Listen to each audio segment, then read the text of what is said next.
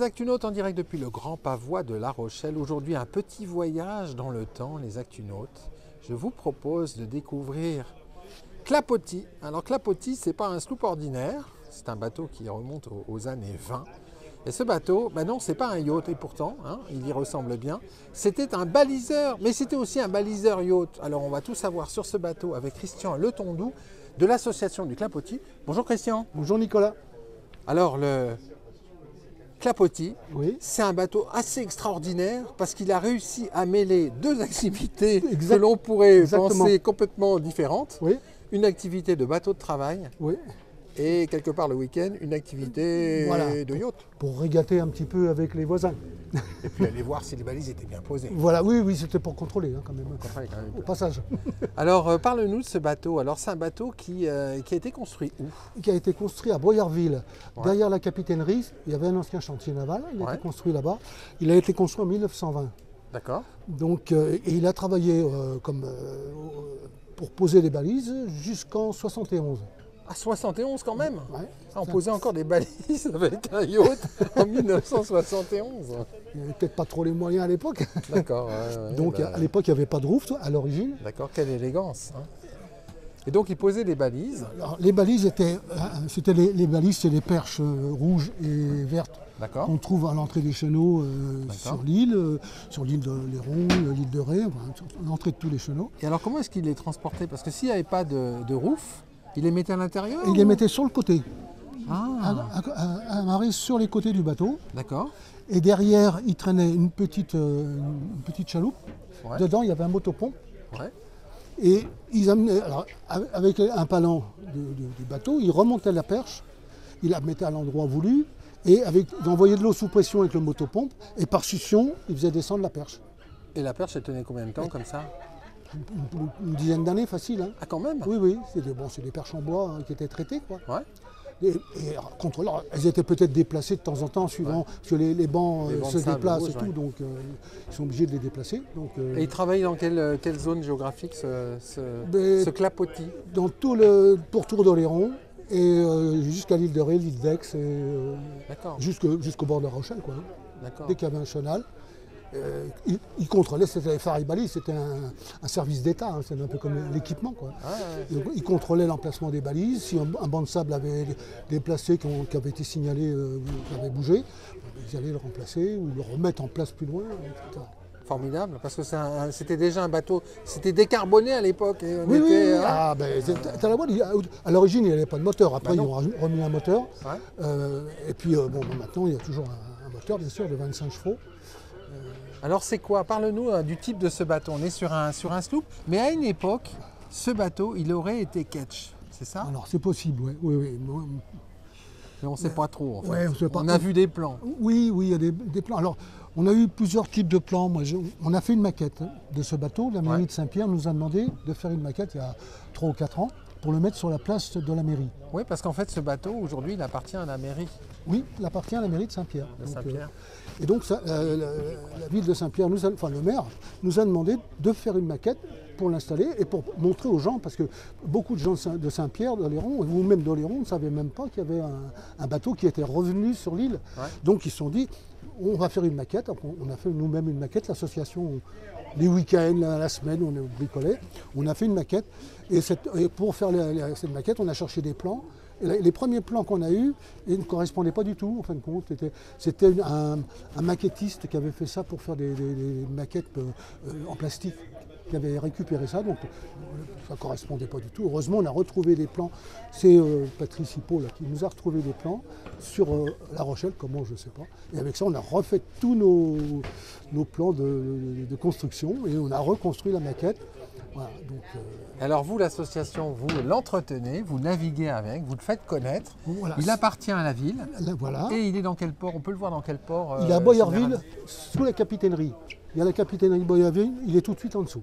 Voilà. C'est un bateau en fait qui a été racheté par la mairie parce qu'elle voulait conserver ce patrimoine. Voilà, c'est un patrimoine qui a été construit sur l'île. Alors comme le chenal de Boyarville d'un côté c'est Saint-Pierre et de l'autre côté c'est Saint-Georges. Donc la ville de Saint-Georges nous offre la place de port et la ville de Saint-Pierre, le propriétaire du bateau. Allez, on va s'approcher, on va le découvrir. Alors c'est vrai que quand on le découvre hein, sur un ponton, ce clapotis, on est à mille lieues de penser, les Actunautes, qu'il a pu être un bateau de travail. Ouais. Parce qu'effectivement... Mené par 2 équipiers, uniquement. Deux équipiers. Et nous, maintenant, à 4, on a du mal à le manœuvrer. Enfin, il faut être au minimum 4. 2 équipiers. Oui.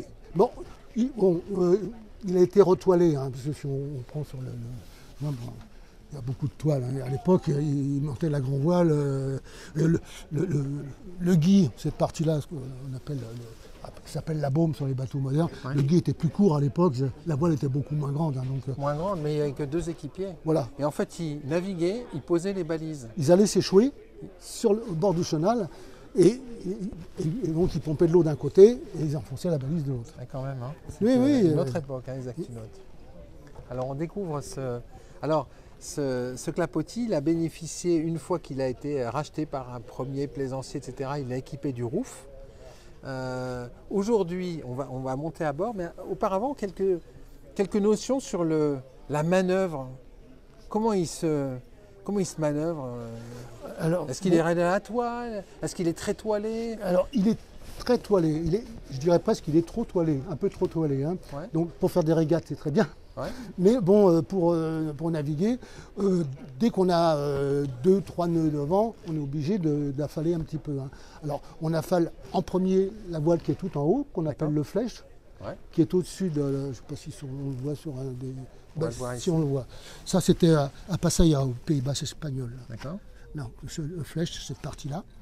Souvent, on sort le flèche vraiment quand le temps est calme, il n'y a pas trop de vent. Calme, hein. Ouais. Après, on peut affaler le clin-foc, cette partie-là. Et souvent, on navigue avec ces 3 voiles, hein, la grand voile, la trinquette et le foc. Et alors, par, je sais pas, 15 nœuds de vent, on arrive à quel... 15 nœuds de vent, bon, la vitesse, on ne va pas très vite. Hein. Je crois que notre record, je crois que c'est 8 nœuds. Hein. 8 nœuds, ouais. Bon, mais 8 nœuds, ils avaient pris 3 riz. C'est pour venir ici, je crois, justement. 8 nœuds. Mais bon, dur à la barre quand c'est comme ça. Hein. Rien n'est assisté, c'est tout à l'ancienne. Il n'y a pas de winch, aucun winch. Tout est cordage à la main. On est sur une barre franche, quille longue, j'imagine. Oui, quille longue. 1m65 de tirant d'eau. 1m60 de tirant d'eau. Non, enfin bon, il fait 7,5 tonnes. Ouais. Donc il fait 13 mètres jusqu'à l'extrémité du Beaupré, la partie bout d'or, comme certains l'appellent bout d'or, c'est Beaupré, et 11 mètres de coque. D'accord, 11 mètres, c'est pas très... Et 2,82 m, je crois, de large. Donc voilà, à peu près les... Et aujourd'hui, en fait, vous êtes combien d'équipiers quand vous le sortez? 4? On peut sortir à 6. D'accord. Je dirais que pour être à peu près confortable, il faut être à 4 hein, pour être confortable parce que il faut quelqu'un à la barre en permanence. Donc, ça on ne peut pas faire autrement. Il n'y a pas de pilote automatique. Donc ici, vous avez le pic, la partie de la voile, la partie qui est en bout, où il y a les palans là. Ouais. Il y a le pic, donc il faut quelqu'un au pic, quelqu'un à l'encornat, à la corne, cette corne ici. Et arrivé à une certaine hauteur, vous pouvez vous pendre dessus, il n'ira pas plus haut. Donc il en faut un troisième qui vient pianoter, on appelle. C'est-à-dire, il y en a un qui prend l'écoute ici, il la tient, et l'autre se prend et se jette en arrière pour faire monter. Alors il fait monter d'un côté, quand c'est monté, il revient sur l'autre côté pour aider. Donc à 4, c'est à peu près confortable. Mais il n'y a personne pour rattraper les écoutes derrière. Donc l'idéal, c'est celui-là qui est obligé de courir pour aller. Donc il vaut mieux en avoir un 5e qui est dans la bassine. Ce que nous appelle la bassine, c'est la partie creuse qui est dedans et qui rattrape les écoutes de phoque, les écoutes de trinquette. Et alors pour les voiles d'avant, parce qu'on a quand même 4 voiles d'avant. Alors, où c'est un peu... C'est pour ça qu'on assez touchy, les voiles on dit que c'est un bateau qui est très physique. Alors bon, il y en a qui nous disent oui. La première fois qu'ils montent sur le bateau, effectivement, il est très physique. Alors déjà, pour monter, c'est du cordage. Si on n'a pas de gants, on a tendance à esquinter les mains, surtout quand on redescend. Bon, chacun fait comme il veut, mais bon, c'est mieux d'avoir. Et alors pour aller fixer, endrailler, qu'on appelle le clin-foc, il faut descendre sur la moustache, là. Ce qu'on appelle la moustache, c'est le câble. Voilà, le petit câble. On s'assoit sur le câble, on met les pieds sur la chaîne qu'on appelle la sous-barbe. Pour se tenir. Et puis on accroche c'est des mousquetons, quoi, si vous voulez, qu'on accroche sur le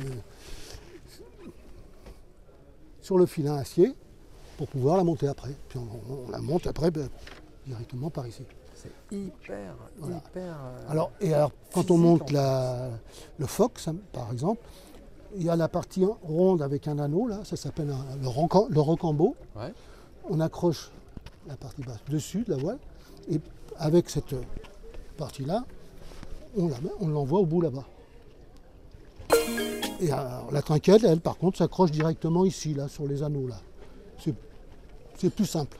La trinquette, c'est plus simple, disons. Mais bon, quand il y a les malades. Alors, à quai, ça va. Mais Puis quand la grande voile est montée, puis que le bateau est comme ça, elle agite. c'est un Il peu gîte plus... à combien à peu près quand on a le plat-bord dans l'eau, là. D'accord. Oh. Donc, on se mouille les pieds, il faut mieux passer par l'autre côté, quoi. Allez, on va monter à bord. Alors là, on découvre la baignoire avec la barre franche. Barre franche, il faut être costaud. Hein. Et quand il est bien réglé, ça va. Hein, voilà, il faut que les voiles soient bien réglées. Il faut que les voiles soient bien réglées. Voilà. Si les voiles sont réglées n'importe comment, là, bon, il faut être à 2 sur la barre. Hein, mais bon, non, normalement, bon, c'est assez souple. Hein. Bon, il ne faut pas la lâcher, mais bon. Alors il y a un moteur. On a un moteur. Donc on voit la commande ici. Oui. Un moteur d'assistance en fait. Hein. Oui, c'est pour rentrer au port et pour aider par moment, quand on a le vent dans le nez et puis qu'on a un rendez-vous de voile. Il faut y être à l'heure. Il faut être à peu près à l'heure pour rentrer au chenal. Ou des fois, on est bien obligé, donc on a le moteur, on démarre, on a la clé et puis on démarre le moteur d'ici. Alors il a été aménagé par son premier propriétaire privé. Une fois acheté, c'était au début des années 70, hein, quand il a quitté le service public, c'est ça? Voilà, en 71, il a quitté le service public.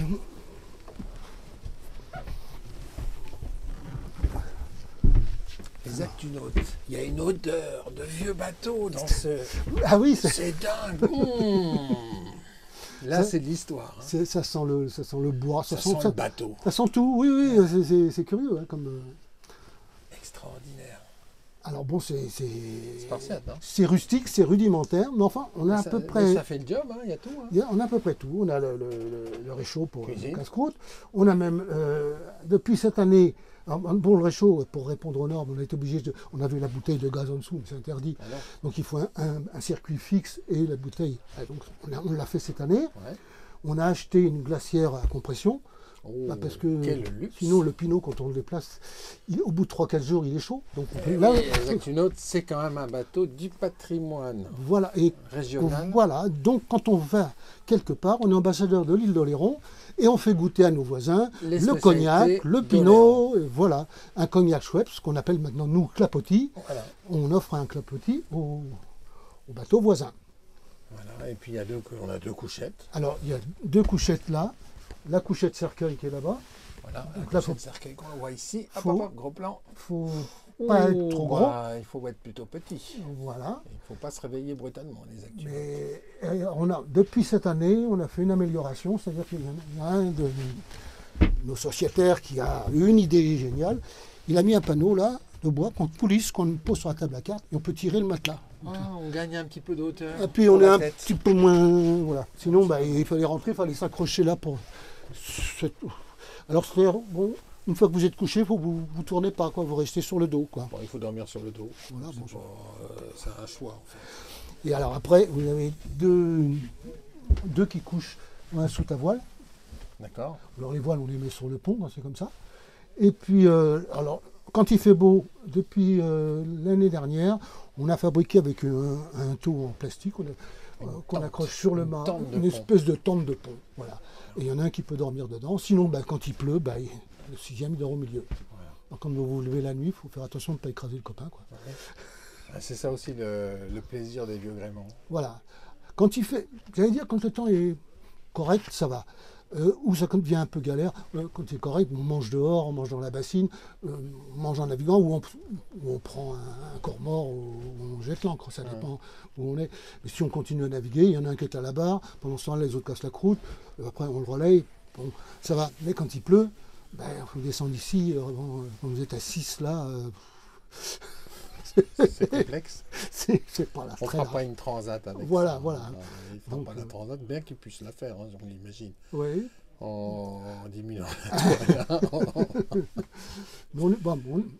on y est bien dessus, mais où ça commence à être assez long, c'est par exemple quand on fait la semaine du golf, qu'on monte dans le Morbihan, 3 jours pour aller, 3 jours pour revenir, une semaine là-bas. On est bien quand on part et quand on revient. Ah ben, en général, il faut quelques jours de repos après. Vous prenez des vacances après. Oui, parce que c'est physique sur le pont et en dessous, là, c'est un problème de place. Où est-ce qu'on peut le voir régulièrement, ce bateau, des actunautes qui vont vouloir venir le visiter? Comment vous organisez? À Boyarville, sous la capitainerie. D'accord. Voilà, il y a la partie, il y a une partie dans le port de Boyarville qui mène au bateau de promenade. Qui va faire le tour de Fort Boyard. Donc il passe devant, tous les gens passent devant. Alors depuis, on a mis un panneau. Et on peut le visiter comment, ce bateau, si on veut le visiter? Vous avez des journées, des week-ends Alors nous, on fait les journées du patrimoine. Vous avez un site internet sur lequel vous communiquez sur les journées d'ouverture? Oui, voilà. Sur le site, il y a des gens qui nous contactent. Sinon, on fait les journées du patrimoine. Des offices de tourisme nous ont demandé de faire des journées d'animation. Donc, au mois de juin, juillet, août et septembre, on a fait une journée à côté de la capitainerie, un Tivoli. Et puis, alors, il y en a qui vont faire visiter le bateau. Et on a un petit atelier de matelotage, parce qu'il y en a qui ne naviguent pas dans l'association. On est maintenant, je crois, 63. Donc, dans les 63, il y en a une vingtaine qui naviguent. Après les autres... Parce que c'est quand même pas simple à manœuvrer quand même. Voilà, donc il y en a qui ne veulent pas, il y en a qui ne veulent pas du tout, qui ont le mal de mer, donc ils ne naviguent pas. Puis il y en a d'autres, on navigue de temps en temps. Donc on fait un atelier de matelotage où on fait des bracelets en cordage, on fait des pommes de touline, on fait des badernes, on fait des... Et quand on a donc des animations, on sort notre matériel à vendre et on sort notre matériel à faire des bracelets et on montre aux enfants comment on fait des bracelets. Alors des fois on a 5-6 enfants qui font les bracelets pendant que le père et la mère sont en train de faire des pommes de touline et puis et on a fait une machine, il y a de l'association qui a fabriqué une machine pour faire des cordages comme à la corderie royale, donc on peut faire des cordages. Alors on fait le cordage, avec le gamin fait le cordage, on lui coupe le bas et il repart avec son bout de cordage. Voilà. Formidable. Tout ça autour de Clapotis. Autour de Clapotis. Qui est peut-être les Actunautes, ce sera en conclusion, le seul yacht baliseur de l'histoire. Voilà. Des voiliers des créments anciens.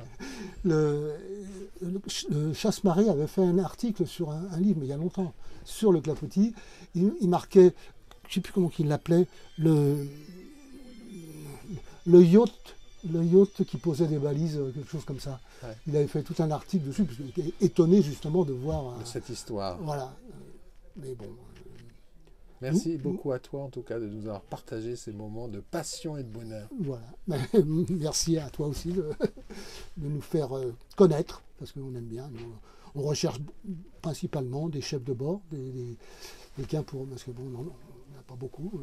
On en a 2, avant on en avait 4, maintenant on en a plus que 2.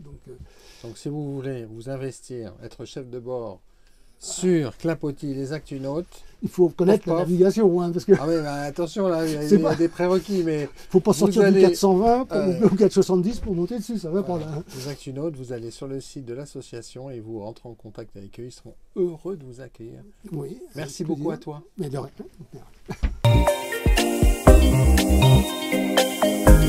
Thank you.